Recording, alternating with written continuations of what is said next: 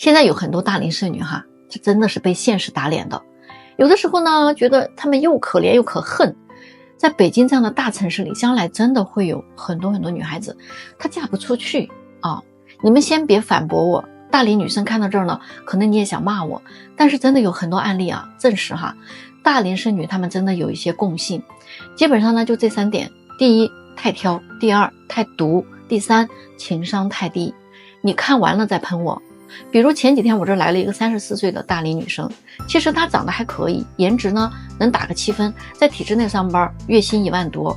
那天她来我这见了一个82年的男人，离异的，但是呢收入很高啊，有1000多万，非常优秀的男士。他见完了人家哈，出来马上就给我反馈了，哎呀，说这个男士他没有看上，感觉对方呢没什么眼缘啊，虽然有钱，但是年龄太大了，还离过婚，个子还矮。想当年自己20多岁的时候，都是跟那些富家子弟相亲，基本上没有被看不上的。所以呢，如果找个这样的呢，觉得很亏，带出去呢特没面子。他觉得自己还没有沦落到要找个离异的，长相呢看着也不太那么喜欢，年龄呢还那么大。哎，我就说哈，那你怎么不想一想，一个年龄没有这么大，未婚的，年收入还1000万，而且还能让你看着很有感觉的男人，可能啊你也不是人家的菜了。他想了想说，哎呀，现在年龄啊确实一年比一年大了，也不好找，要不然我就跟他处一处试试吧。但是哈，令他没有想到的是呢，他太自信了。这个男士这边的反馈啊，根本就没看上他。男士跟我说啊，这位女士聊天真的让人很不舒服。他一坐下来就问男士怎么离婚的啊，什么原因？离婚以后又谈了几个女朋友，为什么又分手了？接下去第2个问题哈，问的就是房子是多少套啊？都在北京什么位置啊？公司的年利润大概是多少？还问这个男士半年内有没有结婚的打算？你说你都没有看上人家，你问这么多东西干啥？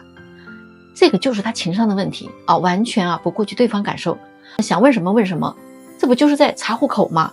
那男人觉得自己好像在被拷问，多尴尬呀！这些问题其实很隐私啊，不应该在这个时候去问的。这就是一个女人哈，她呢读惯了，他的思维呢就不太顾及别人的感受。这一系列的提问啊，这个男人啊真的是反感的不得了，人家还怎么跟你有下文呢？这些大龄剩女哈，通病就是挑了收入挑颜值，挑了颜值挑学历，挑了学历挑资产，挑完这些呢，他还要挑性格，然后呢，他们好不容易挑了个满意的，结果呢，人家看不上他不然就是相处起来太累，因为他们读惯了嘛，所以他们是以自我为中心的。往往哈情商还比较低，不会说话，也不会处事，关键是他们还是小姑娘心态哈，公主病，谈恋爱要男人追，要男人宠哈，自己呢又不主动还很作，所以呢处处都会失败的。你们觉得他们这样的还能嫁得出去，对不对？大家听说了吗？最近又出现了一个热搜，都搜爆了，什么恋爱中男人先低头先道歉，恋爱就一定会很稳固的。我听完之后我直接呆了哈，你现在这个毒鸡汤怎么这么厉害了呢？这个也让我想起了一个很搞笑的比喻，当蚊子它吸不到血的时候，它就会跑到你的耳边嗡嗡嗡嗡的叫。别急啊，我知道有的人又要着急了，但是我必须告诉你们，现代的男生他们真的不吃这一套了，大家都精明着呢，什么忍一时风平浪静啊，凭什么我要忍啊？退一步海阔天空，为什么是我要退啊？有句话不是说吗？一方一味的服软，只会让对方得寸进尺这对感情没有什么好处的，别指望用这种手段去控制别人。爱情它是2个人的事儿别总是想着把问题甩给另一方，然后呢自己呢双手一插小嘴一嘟等着别人来哄你。各位，感情中大家都是成年人了，不是巨婴，要学会为自己的问题负责任。这个不仅仅是你的权利，也是你的义务呀。我真心的希望那些还没有清醒过来的兄弟们睁大你的眼睛看看现实，你是在谈一段平等的恋爱，你不是在给自己找祖宗。我是北京红娘丽欣姐关注我，带你脱单。就现在吧在北京这样的1线城市这个婚前她不做婚检的女生，你们真的敢娶吗？现在的00后结婚的概念是这样的，已经是婚检第1了，彩礼第2。现在很多的男生都表示他并不排斥这个彩礼，可以给，但是呢同时婚检也是要做的。虽然国家没有强制性的要求结婚你一定要去做婚检，但是现在越来越多的人都知道婚前是一定要做婚检的。今天呢我就给这个评论区里面的这些单身的想找对象的男生科普一下，婚检报告当中 GPA 它这个指标里面到底隐藏了什么样的秘密，就男生们你一定要收藏起来这个对你肯定有用的。首先这个婚检的 GPA 当中 G 代表的是怀孕的次数， P 呢代表的是分娩的次数， A 代表的是流产的次数。那现在你知道这个指标了，你就对你这个女朋友呢算是知根知底儿了，你就可以放心的跟你这个女朋友去领证结婚了，对吧？要我说白纸就找白纸，这报纸吧就找报纸。女生只有自尊自爱才能更好的保护你自己，男生呢只要尊重和爱护女生，你才会迎来真爱的，长久的走下去。那么你们觉得这个婚检有没有必要做呢？咱们到评论区留言说说你的想法。来，这个问题我看看你怎么回答的。问男人老婆和车谁更重要？他们个个都会大声的说，当然老婆重要啦。别逗了骗鬼去吧你们。你看车子一买回来，你第一个先给他上保险还给他贴膜保护还给他搞装饰，还按时去保养保养。可是老婆呢，你把她娶回家，每天要给你做家务，还要生孩子带孩子，她还要工作挣钱，对你还那么好。结果你带老婆定期去做美容了吗？你带她去做保养了吗？你给她买过装饰品吗？你给她买保险了吗？来，咱们到评论区留言说说你都做了什么。我是北京红娘丽欣姐帮助过上千人拿到过结果，给姐点个关注带你脱单。你知道吗？有很多男人在结婚之后工资卡要不要上交给老婆，是真心很纠结的。其实女人呢也不一定非得要拿走工资卡，但是沟通很重要。比如说你可以跟老公说，亲爱的，你上交2/3的工资可以吗？这样咱们以后的生活会大大改善的。我有个会员两个人结婚的时候他们什么都没有买，他俩呢就靠着工资几年攒了个首付，在北京买了房子，又花了1年的时间攒钱把房子给装修了，结果把她老公身边那几个单身哥们儿给羡慕坏了，他们俩也很开心，这小日子过得有滋有味的，他们劲儿往一块使所以家庭生活也很幸福。这个男人就愿意把钱交给他，是因为他看到了未来的美好吗？而不是你拿着钱今天我去买个包，明天我去买个奢侈品，甚至呢有的女人拿着自己家里的钱一个劲儿去补贴自己的娘家。那作为你的老公，他能放心吗？女人你想掌握主动权，要做的是让丈夫看到他交了钱之后你有什么改变。男人并不是天生就得上交他的工资的，而是看你会不会理财。如果是他很会理财的话，那把钱给他管也无妨嘛。你比如说我有个朋友，她每个月只给自己留1000块钱的零花钱，因为她老公从来不乱花钱把家里的经济管理的特别好，家里边安排的妥妥当当的，生活质量也很有保障，那她还懒得操这份心呢。那不管是谁来管钱，只要能管理好，谁就是合适的人。大家说对吗？在找对象的路上你是不是遇到过形形色色的人，各路奇葩汇聚一堂难辨优劣。那我给你们几个忠告第一个忠告就是别和那些负能量的人走得太近了，这些人只会耗掉你的精力，甚至呢影响你的好运的。第二个千万不要和杠精辩论，你跟他们讲道理简直就是浪费时间，你根本就说不过他们，除非你也是一个超级杠精。所以呢碰到杠精怎么办呢？简单直接就说你说的对，这样大家都省省力气嘛，对不对？最后一点别跟目光很短浅的人聊未来。如果一个人他自己都过得不怎么样，那他哪会有什么高见来指点你所以记住了，不要听那些混得还不如你自己的人给你的建议，他们要是真的有好点子，还不早把自己活明白了吗？所以别去跟单身的聊什么脱单别去跟什么离婚的人谈怎么经营好婚姻，别跟那些大龄单身的聊什么择偶标准，他们只会把你往阴沟里带。我是北京红娘丽欣姐点个红心带你脱单哦。北京单身的大姑娘们知道吗？有2件事咱们得主动出击找工作和找对象。找对象要像找工作一样简历要多投一点，网要撒广一点，精挑细选，别一上来就想着要找一个终身伴侣，看个照片就说没感觉。你就得像 HR 面试一样聊一聊，挖掘一下。如果 HR 光是看颜值不上心，哪里还能招到人呢？咱们见人也得像考核储备干部一样，不要第一眼没感觉就打退堂鼓了。很多人30多岁你还单着哈，总说自己很着急，但是呢又找不到，那是为啥呢？心里不清楚嘛。你老拿那些幻想来套现实嘛，一看没感觉就放弃了。你以为看一眼见一面就能有感觉呀？你哪有那么神的识别能力呢？对吗？所以呢，相亲要多见人，谈恋爱也要多谈一谈，通过聊天多次见面去了解对方对生活对事业的一些看法，对未来有什么规划，从而看一看三观是否一致嘛，能不能生活到一起嘛，而不是一开始就各种不切实际的去做评判。只有这么做，你才有可能发现对方外表之下隐藏的很多优点。再说了，遇到的人多了呀，都练练手嘛，你为什么要等呢？对吗？北京的女粉丝啊又发话了，她说这个结婚证它有什么用？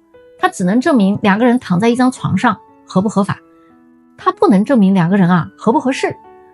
要我说啊，结婚证就应该像驾照一样，年检啊满分12分，无缘无故给老婆发脾气啊要扣3分，罚款500，冷战扣6分，罚款1000，动手啊扣9分，罚款5万。因为动手打女人的男人是最不能要的，判个终身不能再娶。同意的女人赶紧点个赞哦，以后啊咱们就这么办了，你们同意吗？我是北京红娘丽欣姐哈，帮助几千人拿到过结果，给姐点个关注，带你脱单哦。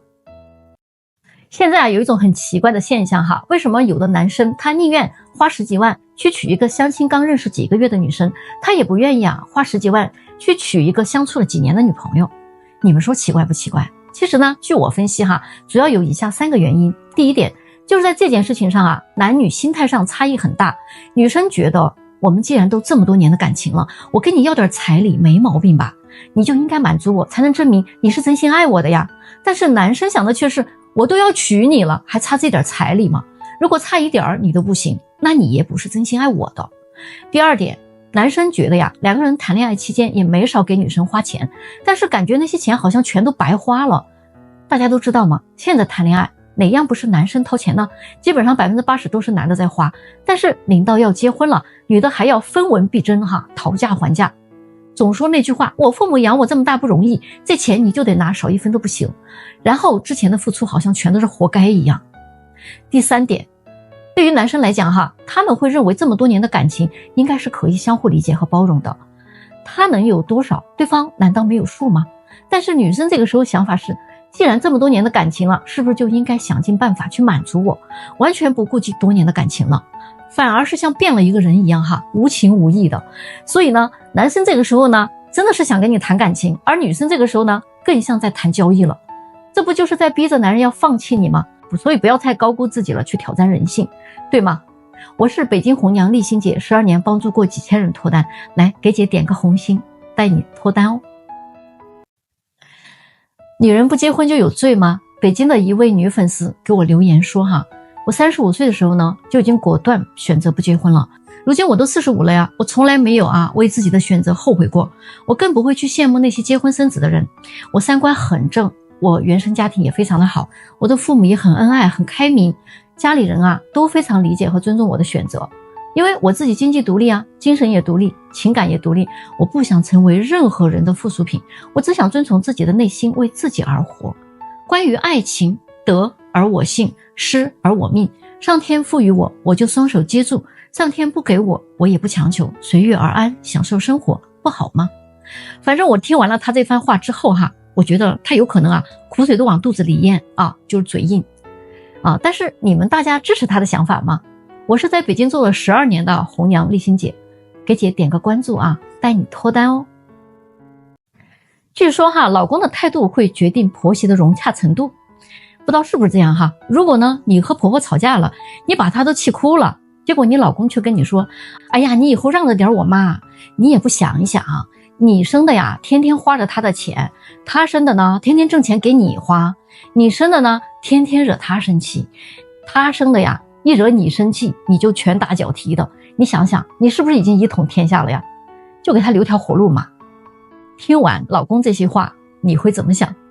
我是北京红娘丽欣姐给姐点个赞，带你脱单哦。听听这句话到底有没有道理一个已婚的粉丝他给我留言，他说馒头被老鼠爬过，只要不告诉你，你不是依然吃得津津有味吗？老公或者老婆出去偷情啊，只要不告诉你，你们不是依然恩恩爱爱吗？世界上的事儿啊，只要你的信息来源很单一，你不知道外面的那些事儿，那你就是幸福的人。这个话有没有点道理呢？我是北京红娘丽欣姐，来给姐点个赞哈，带你脱单。谁敢回答我这个问题哈？有多少女人是在老公最穷的时候，不要房子不要车也不要彩礼，而且呢没有花多少钱的情况下，你就嫁给他了的？请勇敢的站出来啊，我看看这样的女人到底有多少。我是北京红娘丽欣姐，帮助过几千人拿到结果，给姐点个赞哈，带你脱单。姐妹们，没有5年以上的婚姻啊，你是理解不了我接下来要说的这5句话的。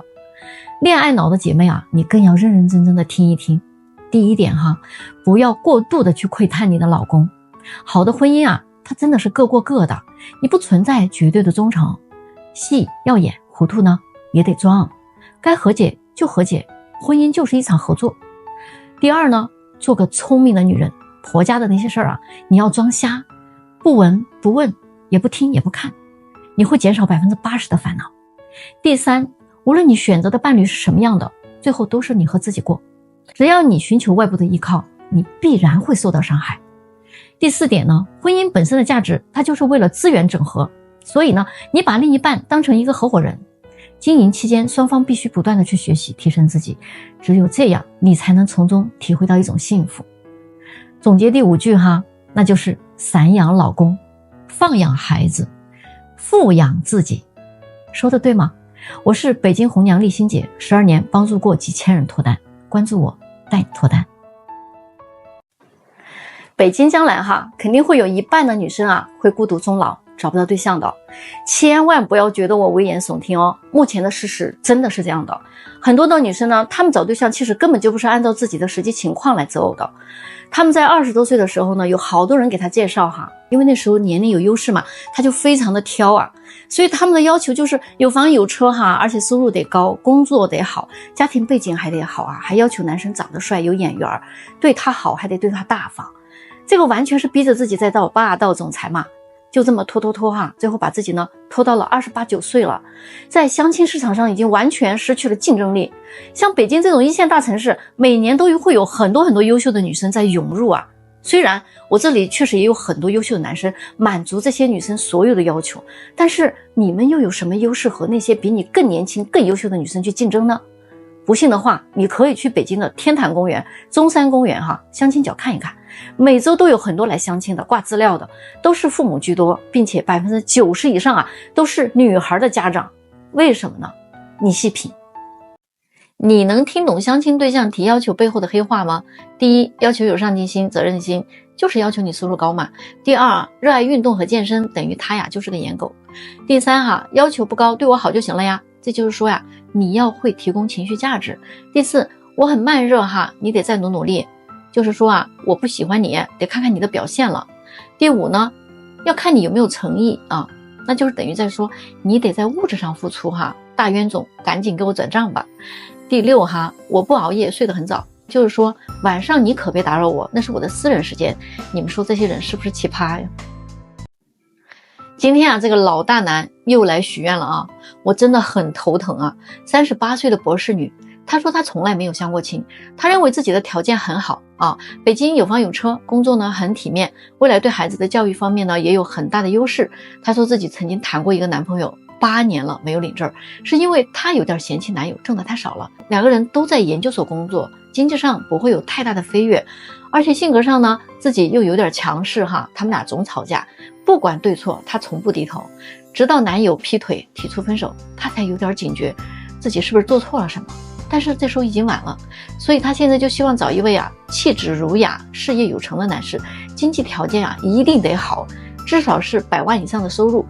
反正我听完了之后啊，我就跟他说，你找不到这样的，你的想法太理想了，你跟人家90后的女生想法一样，你拿什么跟这些年轻姑娘去竞争啊？但是他很固执啊，他跟我说，哎呀，你就按照我说的这样子去帮我找找吧。我说我找不了，人家年入100万的男士多少90后的等着，可能连见个面的机会都不会给你，你这不是为难我吗？我真的是拜托了啊。我又不是观世音菩萨哦，我也不是许愿池的那一位啊，我只是一个牵线缩眉的人，我也不是神仙。我这里呢，真的也不是你花了钱你就能买一个优质的商品回去的地方。不管你是未婚还是离异，你们想找一个年薪100万的男人几乎是不大可能的。我今天就把话撂在这儿哈，不要跟我说什么虽然我35了，但是我看上去只有25这种话。你保养的再好，那手感能一样吗？我也是女人，我真的没有必要哈，非要在这儿说你们这个群体。但是你们能不能不要整天做梦梦游，承认自己的年龄大了，老了，没有什么优势了，没有那么难。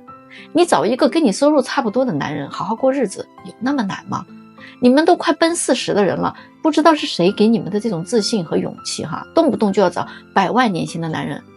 我可以很负责任的告诉你啊，年薪100万的男人，不管他30岁、40岁还是50岁，他们呀大概率都只想找30岁以下的女生，他们只是有钱，人家不是有病，好吗？你们到底明不明白啊？能不能清醒一点？离婚的女人真的很吃香吗？最近我这里啊来了一个离婚带娃的女人哈，她提出的那个条件啊真的太高了，我就劝她你要降低一点。结果啊她满脸不高兴的哈，就跟我说，现在那么多男的都找不到老婆，何况我还有过一次婚姻经验，我只会更懂男人的，你不知道吗？我们这种离婚的女人啊，男人都在抢的。你们觉得她说这个话有没有毛病？我做婚恋这么多年了，我从来没有见过一个离婚的女人会被男抢，更多的哈只会被嫌弃被拒绝。去年有一个离婚带娃的明星来找过我，那么漂亮的女人，她仍然被嫌弃被拒绝，我也帮不了她呀。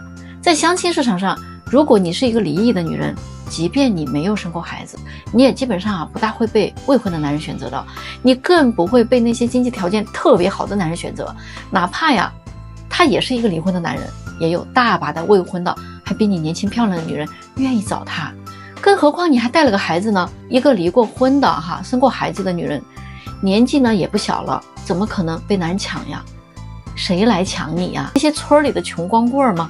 他们连自己恐怕都养不活，还别说给你养孩子啊！有的离婚的女人哈，在找伴侣的时候，那提出的条件真的比她20多岁的时候年轻的时候提出的条件还要高很多。那我们介绍的时候你就会发现嘛，不管你长得多漂亮，男人一听离婚带个娃呀，基本上连见面的机会都不会给你，特别是那些带男孩的，因为现在没有这种大冤种嘛，谁也不愿意给你养孩子，特别是男孩，他们就是很介意。男人他不傻，你们觉得是不是呢？有的二婚女哈，好不容易他找到个愿意跟他结婚的啊，他还要张口要彩礼还要的很多。我倒不是说你不能要，反正这个事儿呢，我觉得我们都是这么大的人了，心里啊要有点数啊，大家说是不是呢？相亲的女生到底要不要追呢？91年的一个北京男生哈，条件非常好，1.82米的身高，985大学毕业的硕士，有房有车，年收入100万。就这样一个男生居然会屡屡遭拒，你们可能也想不明白到底是为什么吧。其实相亲认识的女生哈，你千万不要去追。相亲它绝对不是谈恋爱啊，我已经讲过很多很多次了。他要是好追，他早就嫁出去了，对吗？所以相亲的本质呢，其实就是综合价值的比拼啊。东南西北4条街，谁最有钱谁是爹，就是包括财富在内啊，外加颜值、家庭等等多维度的比拼。在相亲这个事情里面呢，一杯茶，一杯咖啡，1小时之内基本上就能决定胜负的，很多情况都是这样子的。其实这个女生呢，可能没怎么看上你的条件，但是呢，她还是期待你能带给她一些恋爱的感觉。对你，她既不主动又不拒绝，说白了就是拿你当鱼嘛。你一旦呀还要去追她的话，大概率你就会被拿捏。所以哈，你就当认识一个新朋友啊，有没有眼缘，聊不聊得来啊，有没有共同话题，是不是一路人，你自己心里很快啊就有答案了嘛。千万不要勉强，能处就处嘛，不能处就拉倒。相亲嘛，毕竟都是双向奔赴的，你又何必单方面的去迎合他呢？只要他回你信息，他就不讨厌你；只要他主动找你，就说明对你有好感；只要他还愿意啊，接着单独跟你出去坐一坐，就表示啊，他觉得你不错。如果还能再次把他约出来，那一定是喜欢你的，就这么点事儿嘛啊！这个女生啊，她见你第一面，其实心里也清楚的，她喜不喜欢你。所以这个世界上根本就没有慢热这一说，你们知道了吗？今天我来讲一个非常具有代表性的婚恋案例，我们一起来探讨探讨哈。前2天呢，我在直播的时候遇到一个离异的女士，90年出生的哈，长相呢还挺标致的，身高1.62米，体重有120斤，大专学历，现在她在北京已经定居了，有2套房子，1辆车，总价值大概超过了1000万。她呢是来自一个多子女的家庭，之前是跟着亲戚一起做生意的，目前呢她来找对象嘛，并且她呢跟我提出了3个方向哈，大家一起来帮忙看一看，到底哪个方向对她来说更靠谱一点。第一个方向呢是33岁左右，未婚身高1.75米以上，体制内工作的男士，这个呢对外貌呢他有点要求，条件稳定就可以了。第2个方向呢是40岁左右的，经济条件得非常的好，可以是离异的，但是呢未育的男士。第3个方向呢是年轻帅气并且身高在1.75米以上的弟弟，而且他的收入呢要达到1万元。工作方面呢他没有特别的要求，但是这个弟弟必须有诚意跟他结婚的。那我们就来先分析一下这些到底有没有可能性。在北京的话，我觉得33岁左右的体制内未婚男士，如果他长得还不错而且呢身高1.75米以上，那他的竞争者呢一定还是比较多的大把的未婚女人愿意找这样的。他如果是单到了这个年纪，大概率他就非常挑剔了，不太可能选择一个2婚的女士。我们再说一说40岁左右的经济条件特别优越的，那这种男人他还在择偶峰值期，他恐怕更想找一个未婚的年轻又漂亮的女人。能接受离异的就很少那有钱男人他根本就不缺女人好吗？所以这个方向我觉得不太靠谱根本实现不了。第3个方向呢，要找年轻帅气且跟他能结婚的小伙子，这个我觉得也更不容易，他们的选择面那更广一心想找个离异的姐姐结婚的，那他是得有多穷除非这个小伙子他有特别短的短板，你呢也能接受他这个，那成功率会高一点。但如果又高又帅，收入还不错，那他愿意找一个离异的姐姐结婚吗？那是不是吃错了药有婚史的人他在婚恋市场确实是很被动的。而对于这个2婚的女性来讲择偶会有更大的障碍，如果你还要看对方的经济条件，那几乎就没有什么希望的。所以大家找对象还是要知己知彼，你才有胜算的，对吗？真的只需要3句话，你就知道相亲对象有没有戏。第1句，问候你好，看看对方的回复内容和回复的速度怎么样。第2句呢，你是自愿出来相亲的吗？如果回复不是，你就继续聊；如果回复是，你就可以直接放弃了。第3句，周末有时间出来喝个咖啡吗？能咱就约，不能马上下一个。明白了吗？什么是相亲中的474原则我今天给大家普及一下。为了防止跟相亲对象聊很长的时间，最后呢还人财两空的结果，我建议大家采用这种474的原则。聊天最多聊4天，约不出来就拜拜。如果约出来1次之后再聊7天，开始没什么话可说了，对方的回复，果断放弃。相处了4周还没有办法变成情侣关系，那你就马上止损。你学到了吗？其实年龄大了没结婚你也不用太难受。你怎么就知道你结婚了一定会幸福呢？你怎么知道这么大没结婚其实可能是不想让你去受罪呢？所以你就想开点吧，大家说是不是呢？有很多大龄女生会跟我说哎呀，我虽然年龄大，但是我看着显小。你说的这是什么话呀？如果一个男生跟你说，我虽然穷，但是我长得像个有钱人，你是什么感受？如果你不了解以下这些相亲黑话，你肯定会踩到坑里去的。第一，说话心直口快，就是说他没心眼儿，属于钢铁直男，女的也一样。第二，说他会过日子，说明对方会有点抠门，爱算计。第三，他属于潜力股，那说明他经济状况不太好可能没房没车。第四呢，人很老实很本分，说明长相很一般，性格可能很木讷。第五呢，工作稳定，说明他的收入很一般嘛。第六，眼界高了点，说明年龄大还事儿多。第七，是个听话的孩子，说明对方可能是个妈宝没主见。第八，工作能力很强，说明他会经常加班，恋爱体验可能有点差。第九，说体贴懂事是个暖男，小心可能会是个海王海后。第十会聊天很健谈，估计就是个话痨。爱吹牛说大话，点赞收藏哦。别再问我离婚了好不好找啊，二婚的人啊，不论男女，想再找个对象真的是太难了。女的吧，总想再找个男人去依靠，但是男人找她吧，大多数啊就是想睡睡觉。二婚的女人心气儿往往还挺高的，没钱的她不要，有钱的她又够不着。好不容易遇到个知冷知热能舍得给她花点钱的男人吧，可能人家又是个有家室的。女人还是不甘心，越嫁越差，那眼光呢总是往高处看的，带个孩子呀还做着霸道总裁爱上我的美梦。所以啊，二婚的现状是这样的，男的没钱，女的不想要，女的年龄大了，男的不要，男的有钱呢，女的又够不着，女的有钱吧，心气儿还挺高，女的长得不好看，男人不会要，男的没啥大本事，女的不想要。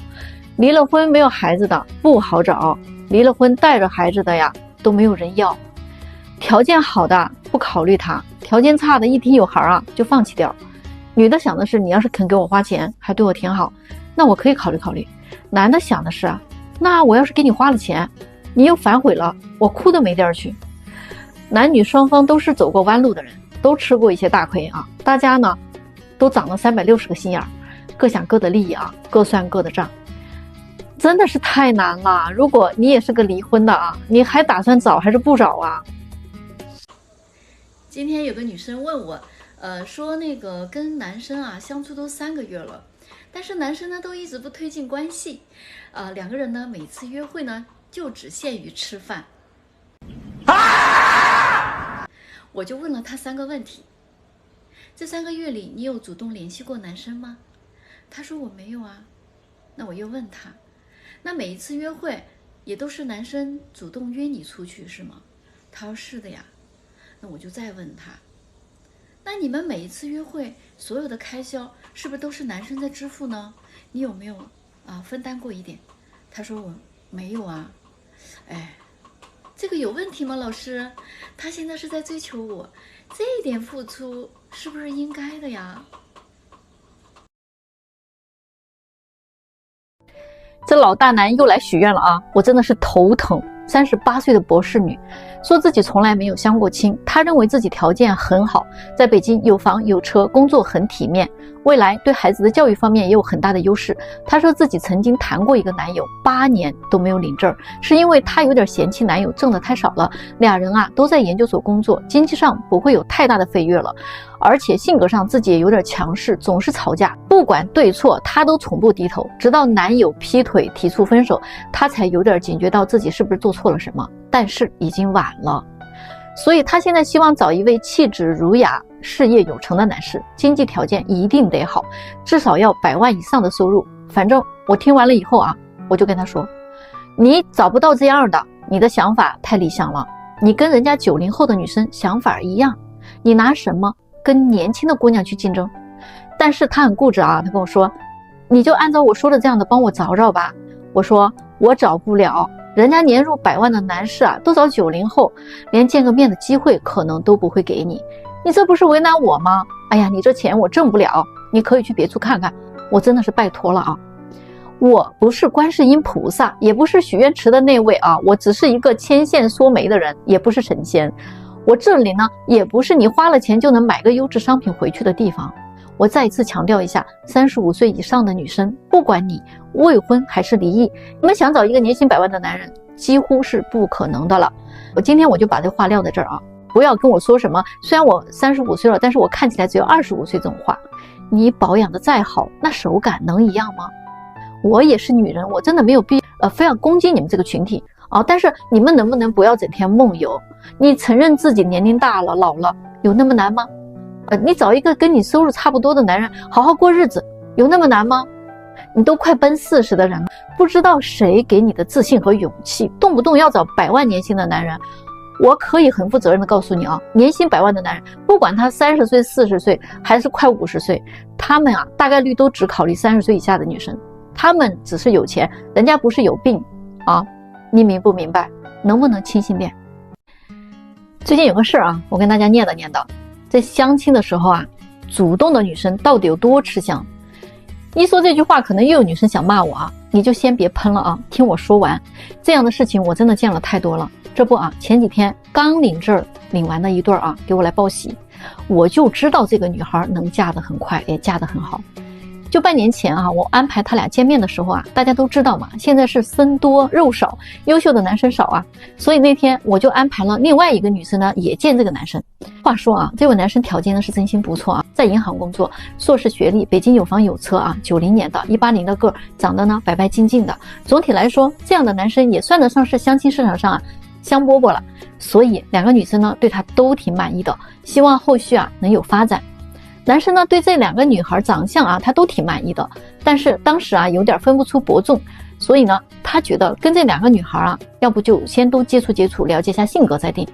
结果经过了1个多月的接触下来，男生决定选择其中那个比较积极主动的女生。他说啊，其实他原本呢是内心是比较看好另外那个女生的，但是他说那个女生啊明显就是慢热型，发个信息啊很久才会回复，约他出来约了2、3次才说自己有时间，平时聊天话很少，每次呢还是女生要结束话题，出来约会从来没有买过单，连一瓶矿泉水都没有主动买过，送他回家也一副理所当然的样子，一句谢谢都不会说啊，也给他送过小礼物啊，那女孩啊也欣然接受，但是从来没有回馈过任何东西。这个男生说，我也搞不懂这个女生啊，她到底是很享受这个追求她的过程呢，还是她对自己就没有那个意思呢？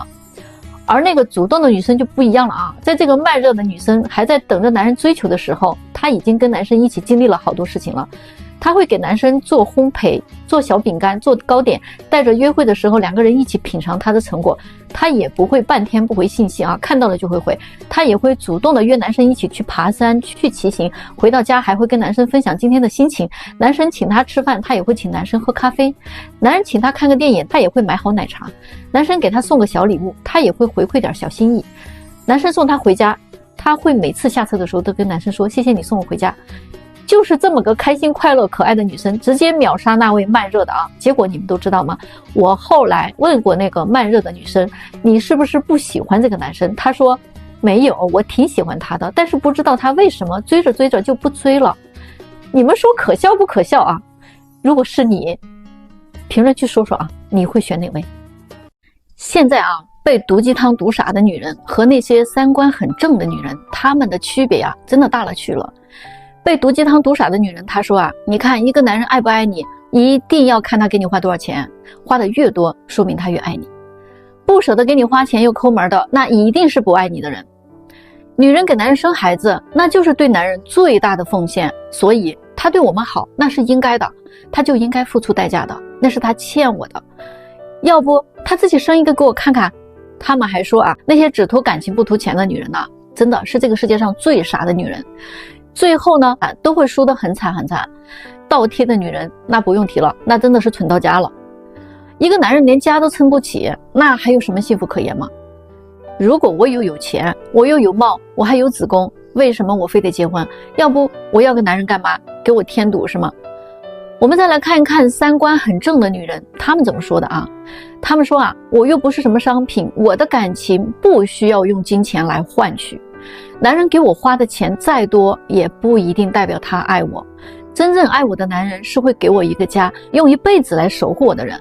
我不认为生孩子就是给男人做出了多大的贡献，孩子那是我们2个人共同的，我们都很爱他，是我们共同生命的延续，也是我们爱的见证。他们也不会认为那种图钱的女生是傻瓜，反而这些女人才是聪明的，因为婚姻它一定建立在情感基础之上，财富是可以2个人一起奋斗努力的，这样的婚姻才会稳固，才会幸福。在婚姻关系当中啊，一个女人要是没有钱，大部分的男人啊都愿意养她，而一个男人如果没有钱了，那些物质女啊就马上想远离他了。而一个真正的伴侣，一个妻子却会不离不弃，她会说没事老公，我养你。当男人东山再起的时候，有很多傻女人又会回来找男人，还能要他吗？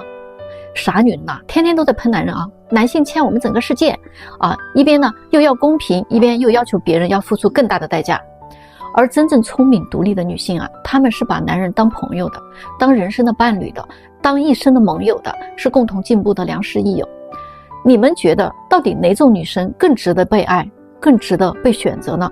她们到底谁傻谁更聪明呢？评论区咱们聊一聊好吗？